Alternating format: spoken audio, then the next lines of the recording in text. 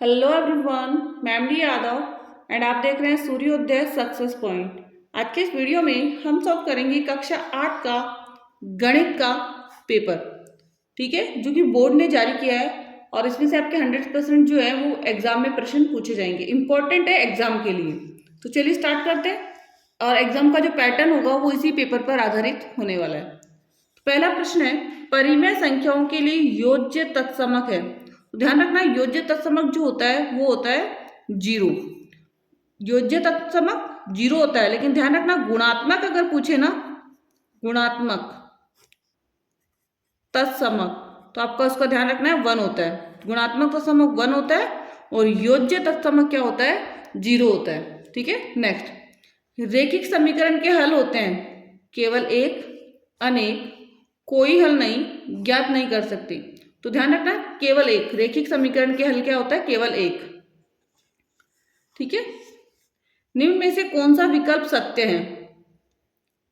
सभी आयत वर्ग होते हैं, सभी आयत वर्ग होते हैं, तो ये नहीं है। सभी वर्ग समांतर चतुर्भुज नहीं होते, तो ये भी नहीं होगा, असत्य है ये भी। सभी वर्ग समलंब चतुर्भुज होते हैं, या सभी पतंगे समचतुर्भुज होती है। तो क्या आंसर होगा इसका, स आंसर होगा, सभी वर्ग समलंब चतुर्भुज होते हैं। ठीक है ना। निम्न में से कौन सी संख्या पूर्ण वर्ग संख्या है, ये बताना है कि निम्न में से कौन सी संख्या पूर्ण वर्ग संख्या है। तो ये तो नहीं है, अब पूर्ण वर्ग संख्या ये भी नहीं है और ये भी नहीं है, तो 1681 जो है पूर्ण वर्ग संख्या है। ठीक है ना।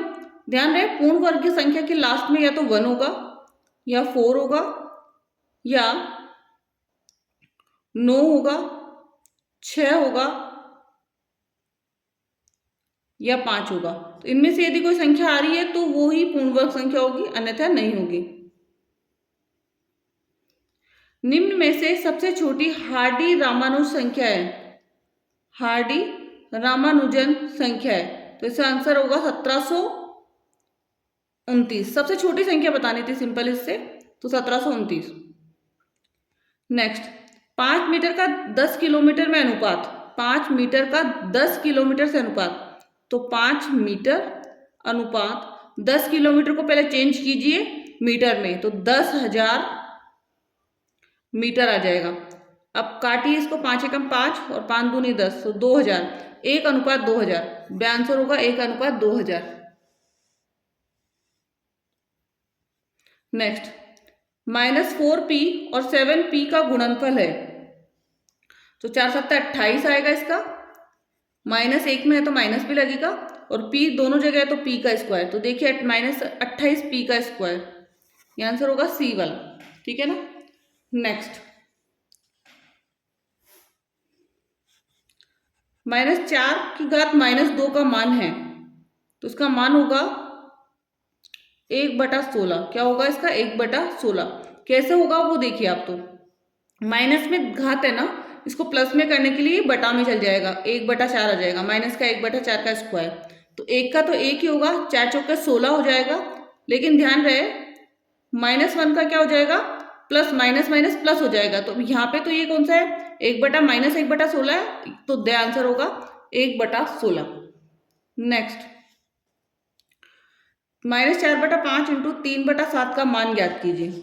अब मान ज्ञात करने के लिए क्या होगा, इसमें कोई संख्या 4 3 12 और 5 7 35 और माइनस लग जाएगा, तो -12/35। ठीक है। नेक्स्ट है समीकरण 4x + 3 और 6 + 2x को हल कीजिए। तो 4x + 3, 6 + 2x। ध्यान रहे, ये जो 2x वाली संख्या है उसको राइट से लेफ्ट में लेके जाना है, तो ये प्लस में 2x थी तो इधर आके किस में हो गई, माइनस में। इधर 6 ऐसा कैसा, अब ये प्लस में 3 था, इसको इधर लाएंगे तो माइनस में 3 हो गया। अब माइनस कर दिए, 4 में से 2 गया तो 2 और 6 में से 3 गया तो 3। अब ये 2 इधर गुणा में है तो इधर आके किस में हो जाएगी, भाग में। तो आंसर क्या हो गया, 3/2। x की वैल्यू क्या हो गई, 3/2। ठीक है। नेक्स्ट क्वेश्चन, मानवीय घनाभ बनाती है जिसकी भुजाएं हैं 5, 2, 5 सेंटीमीटर। एक घन बनाने के लिए कितने घनाभों की आवश्यकता होगी। तो घनाभ की भुजाएं 5, 2 और 5। घनाभ का आयतन 5 × 25 और घनाभ का आयतन क्या होता है पहले, तो लंबाई इंटू चौड़ाई इंटू ऊंचाई। तो पहले आपको ध्यान रखना है कि इसका सूत्र आपको जरूर आना चाहिए। तो 2 × 5 × 5 सेंटीमीटर है। अब क्योंकि देखो हमें घन बनाना है तो उपरोक्त अभाज्य गुणनखंड में केवल एक बार 2 है तथा 2 बार 5 है, इसलिए हमें पूर्ण घन बनाने के लिए 3 3 के जोड़े बनने चाहिए। तो 2 बार तो 2 ले लेंगे तो 3 जोड़े हो जाएंगे और इधर भी 5 ले लेंगे तो 2 दूनी 4, 4 पंजे 20। तो कितने 20 घनाभों की आवश्यकता होगी। Next question number 12। कोई वस्तु 18% जीएसटी की सम्मिलित करने के बाद 1239 में खरीदी गई। जीएसटी जोड़ने से पहले उस वस्तु का मूल्य ज्ञात कीजिए। ठीक है, जीएसटी प्लस करने पे ध्यान रखना है। जैसे ये क्रय मूल्य विक्रय मूल्य है, हमें क्रय मूल्य निकालना है 18% जीएसटी सम्मिलित करने के बाद। मानव वस्तु का प्रारंभिक मूल्य 100%, 100 रुपये, और हमने उसमें ऐड कर दिया 18% जीएसटी। तो 100 + 18 कितना हो गया 118। जब बिक्री मूल्य 118 है तो प्रारंभिक मूल्य कितना हो गया 100, जबकि विक्रय मूल्य हमारा है 1239। तो प्रारंभिक मूल्य हो गया। तो ध्यान रखना है 100 बटा 118 लेना है, 118 बटा 100 नहीं कर देना है। तो इसको कट करेंगे हम तो कितना आ जाएगा,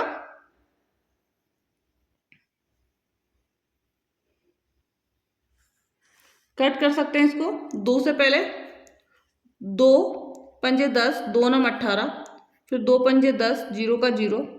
अब इसको हम कट करेंगे, कौन से पहाड़े से कट हो सकता है ये,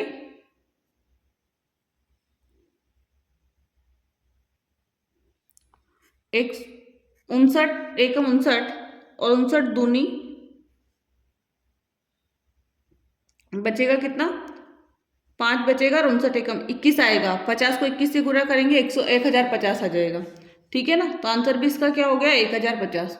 नेक्स्ट क्वेश्चन एंड नेक्स्ट हमारे पास है निम्नलिखित कथनों को पढ़कर सत्य असत्य से उपयुक्त अंकित कीजिए। तो a की घात m भाग देना है a की घात n, और जब भी भाग आता है ना तो घातें माइनस होगी, तो इसका होगा a की घात m माइनस n, लेकिन यहाँ पे प्लस दे रखा है इसलिए असत्य हो जाएगा। 2 की घात -3 बराबर 1/8, हाँ तो ये सही है। 2 की घात 1/3 बराबर माइनस है। a की घात 0 बराबर 1, हाँ किसी भी संख्या की घात यदि 0 है तो उसकी वैल्यू क्या होगी 1 होगी, तो ये भी सत्य है। 0.0016 का मानक रूप है, तो 1.6 × 10 की घात 4 है, 1.6 × 10 की घात 4 है। ठीक है ना। रिक्त स्थानों की पूर्ति कीजिए। एक ठोस का पृष्ठीय क्षेत्रफल इसके फलकों के क्षेत्रफल के योग के क्या होता है,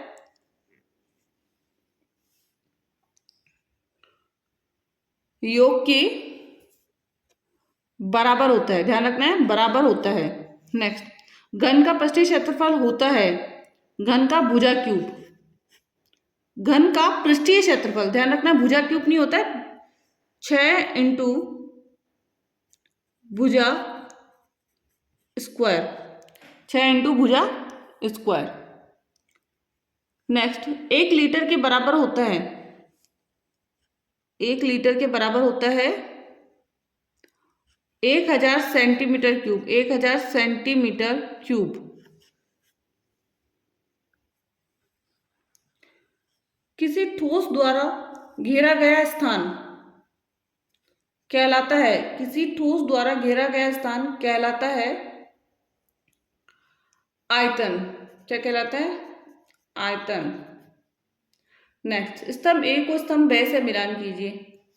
a × b + c + d, तो इसका हो जाएगा ab + ac + ad।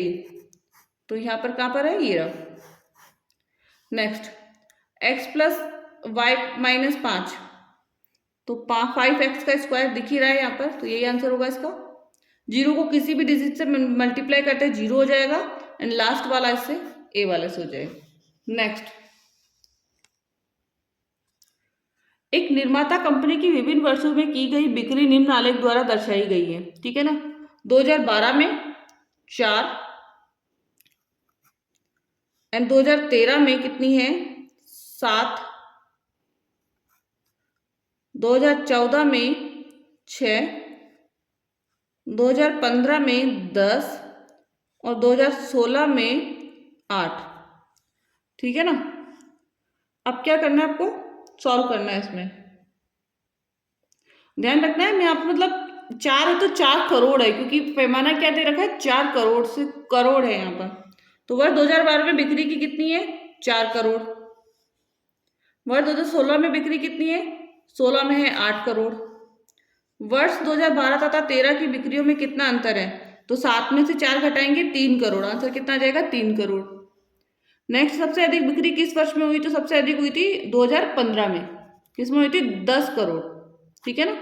तो ये कंप्लीट हो गया हमारा। नेक्स्ट, एक पाइथागोरस त्रिक ज्ञात कीजिए जिसकी एक सबसे छोटी संख्या 12 है। एक सबसे छोटी संख्या क्या दे दी है हमें, 12। 2, इसका ध्यान रखना है, फॉर्मूला हम लेंगे 2m बराबर 12 लेने पर। तो 2 से 2, 2 एकम 2, 2 छेकी 12, तो m बराबर क्या आ गया, 6 आ गया। इसी प्रकार m स्क्वायर माइनस 1 बराबर 6 स्क्वायर माइनस 1, तो 6 6 का 36, 36 में से 1 निकाला 35 आ गया। ठीक है।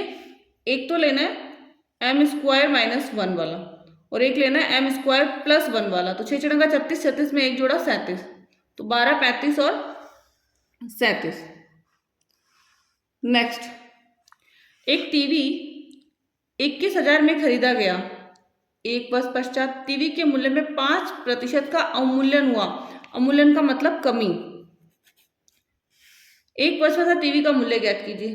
तो 21,000 है, अवमूल्यन कितना है, 21,000 का 5%। तो 21,000 का 5% हम निकालेंगे, तो 2 जीरो से 2 जीरो कट हो गया। 210 को 5 से गुणा करेंगे तो 1050। 1050 का हुआ ना, माइनस कर लीजिए आप। एक वर्ष के अंत में टीवी का मूल्य कितना हो जाएगा, 21,000 में से 1050 माइनस करेंगे तो 19,950। 19,950। नेक्स्ट, एक फैक्ट्री को कुछ वस्तुएं 63 दिन में बनाने के लिए 42 मशीनों की आवश्यकता होती है। उतनी ही वस्तुएं 54 दिन में बनाने के लिए कितनी मशीनों की आवश्यकता होगी। माना कि निश्चित वस्तुएं 54 दिन में बनाने के लिए x मशीनों की आवश्यकता होगी। मशीनों की संख्या 42, x दिन, दिनों की संख्या 63 और 54। अब इसको सॉल्व कैसे करना है, जैसे अपने पास है 42 इंटू 63 और x इंटू 54। तो 54 का हम भाग दे देंगे तो हमारे पास आ जाएगा 49। ठीक है ना। नेक्स्ट, व्यंजक x कोष्टक x माइनस 3 प्लस 2 को सरल कीजिए तथा x बराबर 1 के लिए मान भी ज्ञात कीजिए। x को x का स्क्वायर आएगा, x को 3 से करेंगे 3x आएगा, तो x square minus 3x plus 2 आ जाएगा।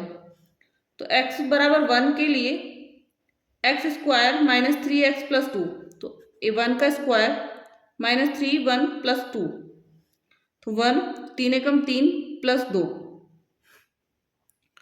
अब क्योंकि 1 और 2 3 होगा, तो 3 में से 3 माइनस हुआ 0, क्या होगा, 0। ठीक है ना। नेक्स्ट, एक भवन में 22 बेलनाकार खंबे हैं। प्रत्येक खंबे की त्रिज्या 21 सेंटीमीटर और ऊंचाई 6 मीटर है। 8 प्रति वर्ग मीटर की दर से सभी खंबे के वक्र पृष्ठीय क्षेत्रफल पर पेंट कराने का व्यय ज्ञात कीजिए। सभी खंबे के वक्र पृष्ठीय क्षेत्रफल पर व्यय कराने का। सबसे पहला 22 बेलनाकार खंबे है, तो इसको तो लास्ट में यूज होगा। खंबे की त्रिज्या 21 सेंटीमीटर है, ऊंचाई 6 मीटर है। तो बेलन का पहले तो अपन को वक्र पृष्ठीय क्षेत्रफल निकालना होगा, और बेलन का वक्र पृष्ठीय क्षेत्रफल होता है 2 पाई RH, और 2 का 2, पाई का मान 22/7 होता है, और त्रिज्या हमारे पास है 0.21। क्यों 0.21 हुई, क्योंकि सेंटीमीटर में है और ऊंचाई मीटर में है, तो इसको भी मीटर में चेंज कर दिया, और इसका आंसर हमारे पास आया 7.92 मीटर। अब 7.92 को 22 से गुणा करेंगे, क्योंकि खंबे कितने हैं, 22 हैं, तो हमारे पास आएगा 174.24 मीटर। और अब इस 174 को 0.24 को इंटू करेंगे 8 से, क्योंकि हमें पेंट कराने का व्यय ज्ञात करना है, और 8 से यदि हम इसको गुणा करेंगे तो हमारे पास आएगा 1393.92 1393.92 इसका क्या आ जाएगा, हमारा आंसर आ जाएगा। ठीक है, नेक्स्ट है क्वेश्चन नंबर 22। निम्न तालिका का प्रयोग कर रेखिक आलेख बनाइए। विभिन्न वर्षों में किसी नगर में दुर्घटनाओं की संख्या इस प्रकार है: 2013, 2014, 2015, 2016। तो इसमें 10-10 का डिस्टेंस 80, 100, 150, 120। तो ये ध्यान रखना है, ये वाली संख्या नीचे वाली लाइन पे होगी और ये जो संख्या है वो ऐसे खड़ी वाली लाइन पे लिखनी है। और आपको वहाँ पे ऐसा ग्राफ बनाया हुआ मिलेगा तो आपको डायरेक्टली इसमें क्या करना है, सिर्फ फिल करना है। जैसे 2013, 14, 15, 16।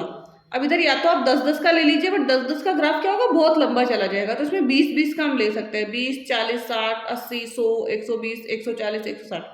ध्यान रहे आपको पैमाना जरूर लिखना है जो भी आप क्वेश्चन सॉल्व कर रहे हैं। तो एक्स अक्ष पर 2 बॉक्स बराबर 1 वर्ष हो गया। 2 बॉक्स में हमने क्या लिया था, 1 वर्ष। ये 2 बॉक्स में हमने 1 साल को लिया है।